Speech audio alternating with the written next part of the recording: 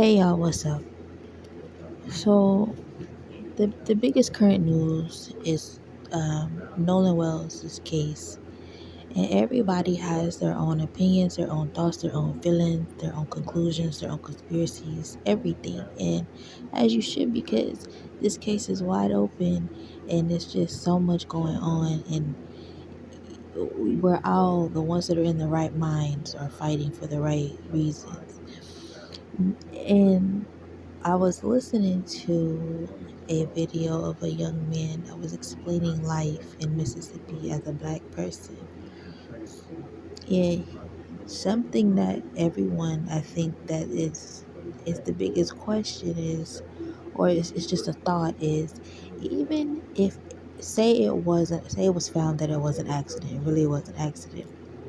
Okay, accidents happen. However, it's the part where no one called for help for him.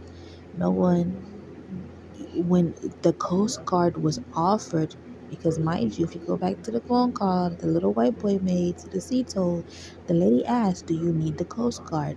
They said no, mind you, because they had already talked to the grandpa. So that again, if something did happen to Nolan, which it did, they were offered law enforcement and they refused, which means they refused Nolan aid. So that in itself is a crime, even if it was an accident, which we know it wasn't an accident. His death was not an accident. So with that, with that being said,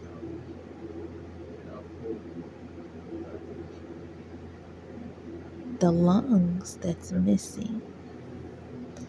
So because there's so many moving parts to this case, let's go back to the phone call when they're making the phone call and we hear the background. So it seems like someone did something to him on the bus. Boom, he's dead. Then they call for the tow. What was the reason that they made up the story about needing a tow? Because the boat was never sinking.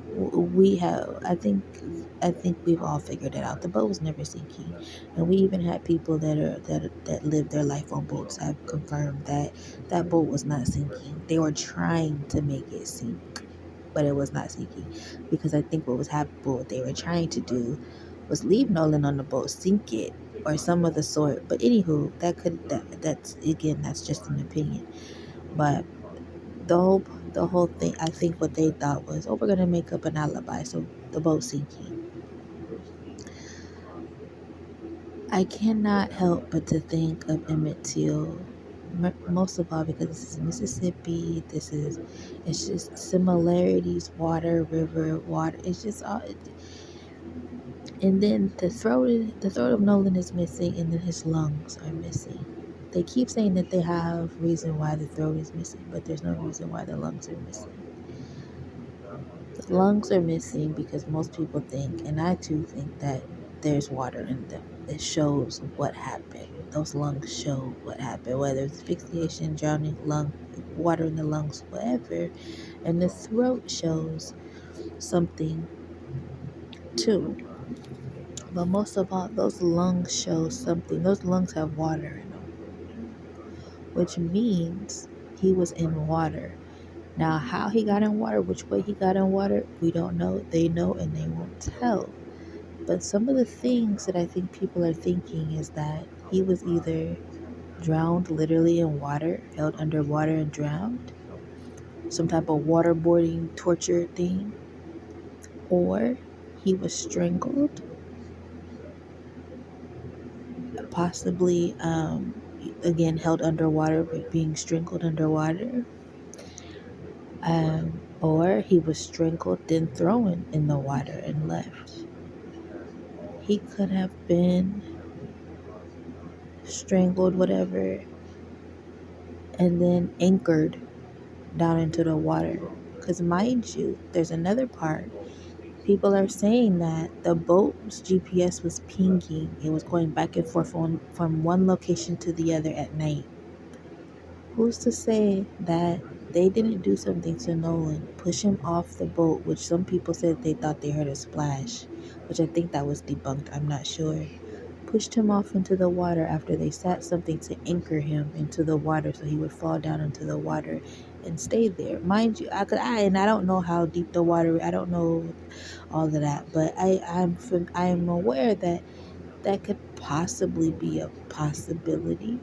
Is you put a weight on a body so it'll float down to the bottom so it can't rise back up, especially if the lungs are not punctured. I watch a lot of crime stuff, and I know for a fact that if you puncture lungs before you put a body into the water, that it's supposed to not make the body rise. Well, because there was no mention of a stabbing or anything like that, those lungs still had water in them. So to get the body to not float back to the top of the water, someone had to anchor the body down, or they transported the body in the boat, which and then came back at a later time to drop his body off in the water to make it seem like they found his body in the water. So there's two scenarios. Either A, they anchored his body down into the water and left it there until they could figure out what to do with it, and then did the whole alibi, the boat is sinking the boat. Or when they called the CETO and the CETO said you need Coast Guard and they said no, and then they called the other people and the people said, oh, we already talked to the grandpa. That phone call with the grandpa could have been, okay, put the body in there, take it back onto the swamp or the wherever they were supposed to take it back. Y'all know where they were supposed to take it back to, and where they held the body. They waited out until nighttime, rolled the body back over there to where they was at, left, put the body in the water, left it there, and then started making it seem like they didn't know. Remember they erased his phone, then they started scrubbing everything, erasing everything. So that's what those couple of nights were when nobody could find Nolan. They were scrubbing everything, and then all of a sudden, the Cajun Navy, whatever the fuck that is, I've never heard of that before, but the Cajun Navy all of a sudden finds the boy. Real suspicious. That's another part of it. So it's so many things, and I think that everything that people are thinking is so true. Um, there's a small possibility that it was an accident, but judging by the audio of the phone call, that was not an accident. The way that they were like shocked that someone did something and he's dead, like, so, which lets you know that there was also possible a torture going on. Because if you listen to the audio, they have made it better. They enhanced it. They made it better. Listen to the audio. They were torturing him, so it's a possibility that someone was strangling him or they were holding him underwater. They were torturing him, and they literally tortured him to death. So that's why I keep saying in my mind, this is capital murder. Y'all not gonna tell me otherwise, which is why these white people are trying so hard to scrub the evidence and denying to get away. And they deleted shit because this is a capital murder case. In the South, I've already looked it up a little bit. Capital murder cases, the consequence is the death penalty, life without parole, 25 to life. So those are life sentences to death parole. I mean to death penalty, and this is Mississippi, and they do death penalty in Mississippi for capital murder. You think they want their precious little white kids on capital murder on death row? You have you ever heard that? Besides, I hate to say it, but besides the school shooters, and I only hate to say that because I hate bringing up the whole school shooting stuff. I hate it, but the only time they ever give white kids life without parole or the death penalty is the school shooters. The only time. They don't even give the policemen that shoot people in cold blood and murder life or death penalty, any of that. You think they're gonna get these little white kids that?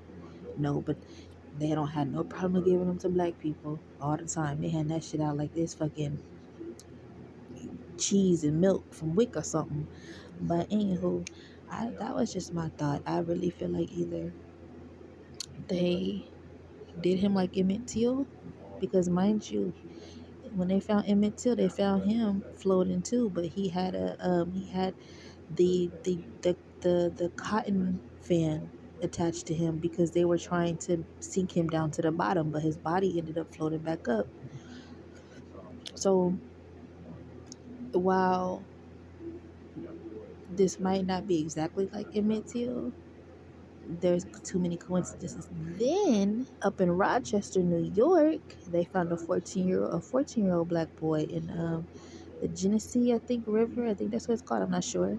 The Genesee River. He was in the river for a week. He went out one night taking a walk, and his mama didn't see him for a whole week. When they finally found him, they found him in the river, face down in the river. So these aren't coincidences. These aren't strange happenings. These are purposeful events. I also think that they have to do with destiny swaps.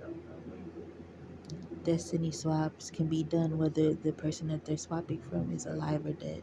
So keep that in mind too. Everything in this world is spiritual. Everything. Everything. Keep that in mind and always keep it in mind.